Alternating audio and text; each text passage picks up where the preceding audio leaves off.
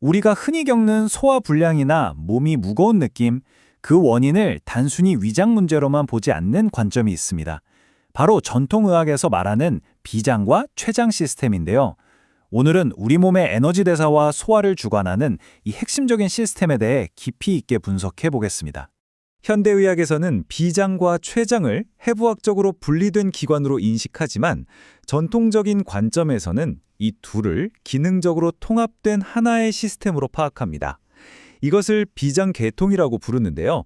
음식을 소화하고 맛을 느끼고 식욕을 조절하며 나아가 근육과 사지에 에너지를 공급하는 말 그대로 우리 몸의 소화 에너지 허브 역할을 하는 셈입니다. 이 둘은 서로 분리할 수 없는 유기적인 관계로 우리 몸의 전반적인 활력을 담당한다고 보는 것이죠. 이번 시간에는 먼저 이 비장-췌장 시스템의 개념을 정립하고 이 시스템에 심각한 문제가 발생했을 때 나타나는 주요 경고 신호들을 식별해 보겠습니다. 그리고 촉진, 즉 만져보는 진단법의 중요성을 알아보고 기능이 저하된 허증과 물리적으로 막힌 실증의 차이를 명확히 구분할 겁니다. 마지막으로 이러한 불균형의 원인을 분석하고 일상에서 실천할 수 있는 조화로운 관리법까지 순서대로 살펴보겠습니다. 그럼 첫 번째 주제인 비장과 췌장 시스템부터 시작하겠습니다. 이 시스템의 핵심 기능은 비유하자면 우리 몸의 에너지 변환 발전소와 같습니다. 섭취한 음식을 생명활동에 필요한 에너지로 전환하고 그 에너지를 신체 곳곳, 특히 팔과 다리의 근육으로 배분하는 중심적인 역할을 수행합니다. 따라서 이 시스템의 기능이 원활해야만 우리 몸 전체가 활력을 유지할 수 있는 것입니다. 이 통합된 시스템 내에서 두 기관은 세부적인 역할을 분담합니다. 전통적 관점에서 비장은 음식을 먹고 싶다는 욕구, 즉 식욕을 주관하고 췌장은 음식의 맛을 분별하는 미각을 담당한다고 봅니다.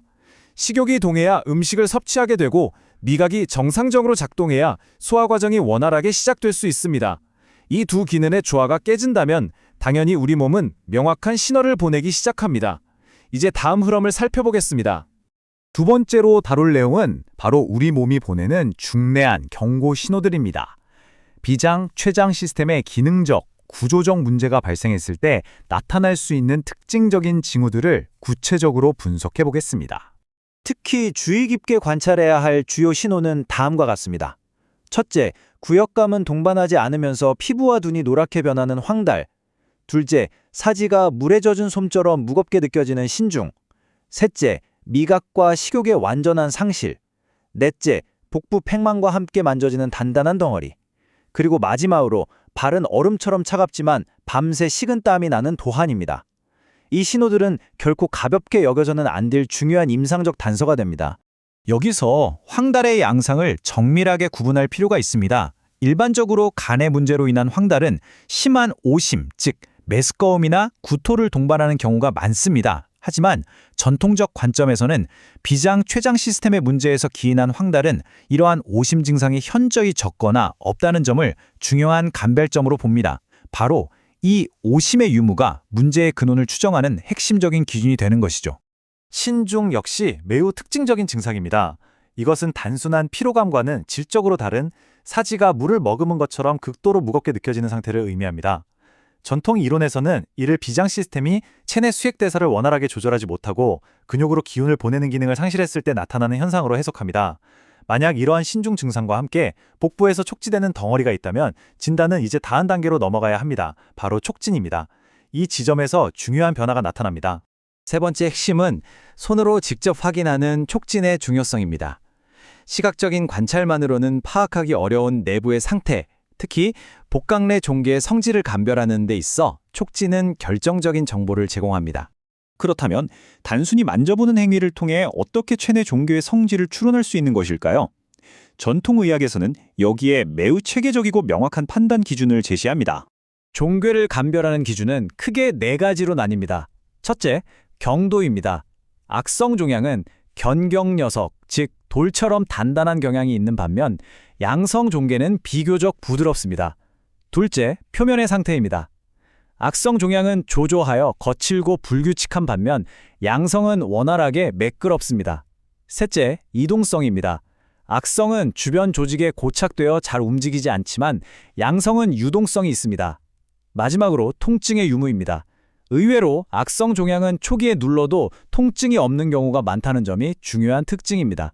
이론적으로 이렇게 단단하고 고정된 종괴는 체내의 따뜻한 에너지, 즉 양기의 정상적인 순환을 차단하는 장애물로 작용한다고 봅니다.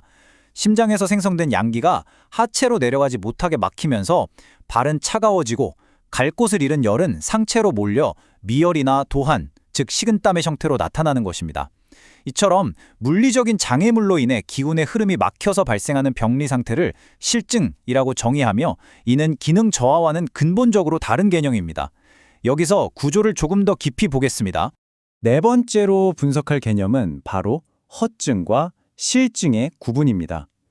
이 두 가지는 비장, 췌장 시스템 기능 이상의 두 가지 핵심 양상입니다. 쉽게 비유하자면 허증은 시스템 자체의 에너지가 고갈된, 즉 배터리가 방전된 상태와 같고, 실증은 앞서 설명했듯 물리적 장애물로 인해 에너지 흐름이 막힌 상태와 같습니다. 근본 원인이 다르므로 나타나는 증상 역시 명확한 차이를 보입니다. 허증과 실증의 임상적 차이는 매우 뚜렷합니다.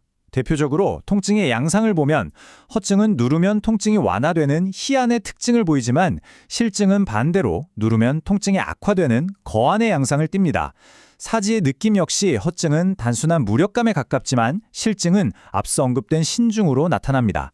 특히 전통적인 시간의학 관점에서 오전 9시에서 11시 사이, 즉 비장경락이 가장 활성화되는 시간에 극심한 피로를 느낀다면 이는 비장 기능 자체가 저하된 허증의 중요한 지표로 볼 수 있습니다.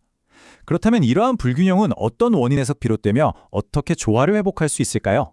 이제 마지막 흐름을 살펴보겠습니다. 마지막 장에서는 이 비장, 췌장 시스템의 불균형을 유발하는 근본적인 원인을 분석하고 일상생활 속에서 조화와 균형을 회복하기 위한 구체적인 관리법을 제시하겠습니다. 전통적으로 비장 시스템의 기능을 손상시키는 주요 원인은 크게 4가지 범주로 분류됩니다. 첫째는 부적절한 식습관, 특히 야식과 정제된 단 음식의 과다 섭취입니다. 둘째는 커피와 같이 성질이 강한 음료의 과음입니다. 셋째는 정신적인 요인으로 과도한 생각이나 걱정, 즉 사상비가 여기에 해당합니다. 넷째는 신체활동 부족으로 인한 기혈의 정체입니다. 결국 식습관, 음료, 감정, 생활 방식이 모두 이 시스템의 건강과 직결되는 것입니다. 그렇다면 이 시스템의 조화를 위해 일상에서 실천할 수 있는 원칙은 무엇일까요? 먼저 규칙적인 시간에 식사하되 과식을 피하고 70% 정도만 채우는 절제가 필요합니다. 또한 야식, 정제당, 커피의 섭취를 의식적으로 줄여야 합니다. 신체적으로는 사지를 적극적으로 사용하는 걷기나 달리기 같은 운동을 통해 기운의 순환을 촉진하고, 정신적으로는 과도한 걱정을 내려놓고 마음의 안정을 유지하는 것이 핵심입니다. 정체된 기운을 배출하는 데 도움이 되는 호흡법이 한 가지 있습니다.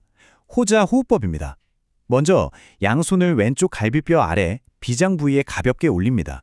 그리고 입술을 O 모양으로 만들어 호 소리를 내며 길게 숨을 내쉽니다.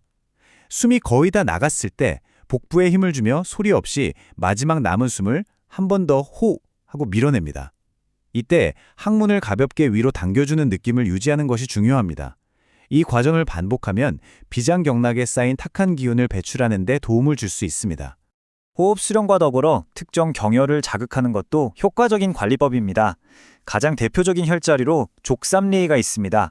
무릎뼈 바깥쪽 아래 오목한 곳에서 손가락 4마디 아래에 위치하는데, 이곳은 후천적인 기운, 즉 소화흡수 기능을 총괄하는 중요한 지점입니다. 발에도 중요한 경혈들이 있습니다. 발 안쪽, 엄지발가락 측면을 따라가다 보면 튀어나온 뼈 바로 뒤 오목한 곳이 태백혈이고, 거기서 발바닥 쪽으로 조금 더 들어간 곳이 공손혈입니다. 태백은 비장의 원기를 보강하는 핵심 혈이고, 공손은 급체바 복통 등 급성 소화기 증상을 완화하는 데 자주 활용됩니다. 몸이 무겁게 느껴지는 신중 증상과 관련이 깊은 경혈도 있습니다. 다리 안쪽에 위치한 삼음교와 음능천입니다. 삼음교는 안쪽 복사뼈 가장 높은 지점에서 손가락 4마디 위에, 음능천은 무릎 안쪽 정강이 뼈를 따라 올라가다 보면 뼈가 구부러지는 지점의 오목한 곳에 있습니다. 이 두 경혈은 체내 수액대사를 조절하여 부종을 관리하는 데 핵심적인 역할을 합니다. 마지막으로 소화 시스템의 중심인 복부의 핵심 경혈입니다. 명치와 배꼽을 이은 선의 정중앙에 위치한 중화는 위장의 모든 기능을 총괄하는 자리이며 옆구리 쪽 11번째 갈비뼈 끝에 위치한 장무는 비장의 기운이 모이는 중요한 지점입니다. 평소 이 부위를 부드럽게 마사지하고 온열 자극을 주는 것이 소화 기능 유지에 도움이 됩니다. 결론적으로 우리 몸은 끊임없이 내적 상태에 대한 신호를 보내고 있습니다. 오늘 분석한 다양한 증상과 징후들은 단순한 불편함이 아니라 우리 몸의 균형 상태를 알려주는 정밀한 언어입니다. 그 미세하지만 명확한 신호의 의미를 이해하고 변화를 감지하며 조화롭게 대응하는 것, 이것이야말로 건강을 유지하는 가장 근본적인 지혜가 될 것입니다.